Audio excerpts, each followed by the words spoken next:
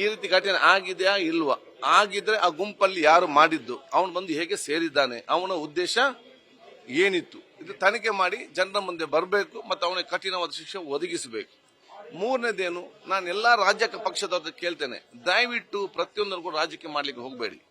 ಈ ವಿಚಾರದಲ್ಲಿ ನೀವು ರಾಜಕೀಯ ಮಾಡಿದ್ರೆ ನಿಜವಾದ ಆರೋಪಿ ಸಮಾಜವಾದಿ ಶಕ್ತಿಯನ್ನು ಮಾಡಿದ್ದಲ್ಲಿ ಅವನು ತಪ್ಪಿಸ್ತಾನೆ.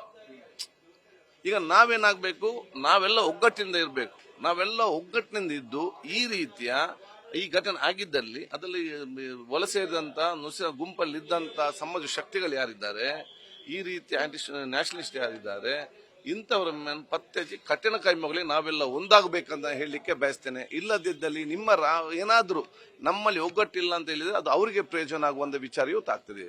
ಈ ಒಂದು ಕಾಲಘಟ್ಟದಲ್ಲಿ ನಾವೆಲ್ಲರೂ ಒಗ್ಗಟ್ಟಿನಿಂದ ಇದ್ದು ನಮ್ಮ ರಾಜ್ಯದ ಹಿತಾಸಕ್ತಿ, ದೇಶದ ಹಿತಾಸಕ್ತಿ ಬಗ್ಗೆ ಆಲೋಚನೆ ಮಾಡಿಕೊಂಡು ಈ ನಿಜವಾದ ಆರೋಪಿಯನ್ನು ಪತ್ತೆ ಹಚ್ಚೋದು ಸರ್ಕಾರಕ್ಕೆ ಇವತ್ತು ಜೊತೆ ಸೇರಿಕೊಂಡ್ರೆ ಅದು ನಿಜವಾದ ದೇಶ ಪ್ರೇಮ ಅಂತ ಹೇಳಲಿಕ್ಕೆ ಬಯಸ್ತೇನೆ.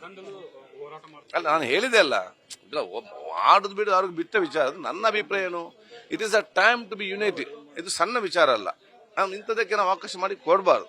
ಇದು ಯಾರು, ಏನು, ಹೇಗೆ ಇದೆಲ್ಲ ತನಿಖೆ ಆಗಲಿ, ಪತ್ತೆ ಹಚ್ಚುವಂತ ಕೆಲಸ ಆಗ್ಲಿ ಅಂತ ಹೇಳಲಿಕ್ಕೆ ನಾನು ಇವತ್ತು ಬಯಸ್ತೇನೆ. ಮತ್ತೆ ಎಲ್ಲ ಒಗ್ಗಟ್ಟಿಂದ ಇರಬೇಕು. ನ್ಯೂಸ್ ಫಸ್ಟ್, ನಿರ್ಭೀತಿಯಿಂದ ನಿಮ್ಮ ಪರವಾಗಿ.